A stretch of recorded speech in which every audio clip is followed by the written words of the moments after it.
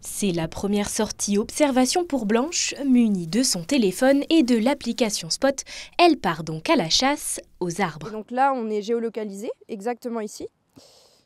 On voit dans cette direction que c'est cet arbre-là.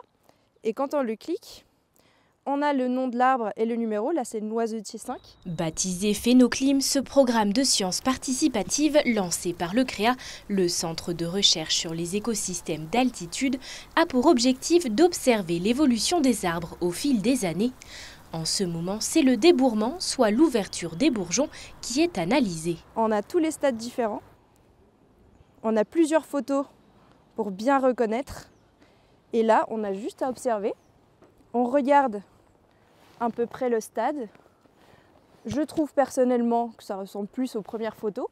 Les bourgeons sont quasiment tous fermés. J'en vois pratiquement pas de bourgeons ouverts.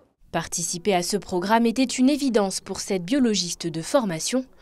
Au-delà de lui permettre d'en savoir davantage sur l'environnement qui l'entoure, cette initiative est l'occasion, selon elle, de rapprocher le grand public et la nature. La science a tendance à rester fermée entre scientifiques. Les articles sont empilés, les gens en dehors de ce cercle n'ont pas beaucoup d'accès et je trouve que ce genre de programme permet de toucher et de sensibiliser les gens déjà et ça c'est le but en fait des sciences vraiment.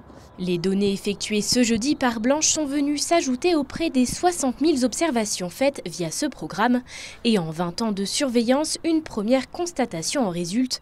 Toutes les espèces ne réagissent pas de la même manière au changement climatique. On a des espèces comme le lilas par exemple qui va avoir une tendance à la précocité, c'est-à-dire que ces stades, plus ça va et plus ils sont tôt dans la saison. Alors que par exemple pour les épicéas, c'est l'inverse, c'est une espèce qui a plutôt tendance à retarder ces stades-là.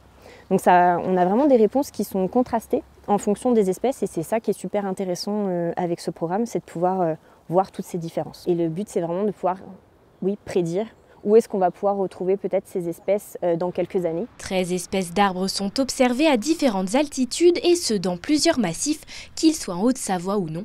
Alors afin de faciliter le suivi qui nécessite quelques minutes par semaine, le choix des arbres est stratégique. Le plus simple c'est de choisir des arbres qu'on sait qu'on va pouvoir aller suivre pendant la période d'observation. Donc des arbres qui sont proches de chez nous, proches du lieu où on va se rendre au travail ou à l'école ou sur une balade qu'on fait régulièrement. Il ne faut pas que ce soit une contrainte d'aller les suivre, donc au plus proche ils sont, au mieux c'est.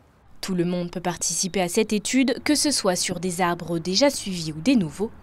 Pour cela, il ne suffit que de s'inscrire sur la plateforme Spot et de se laisser guider.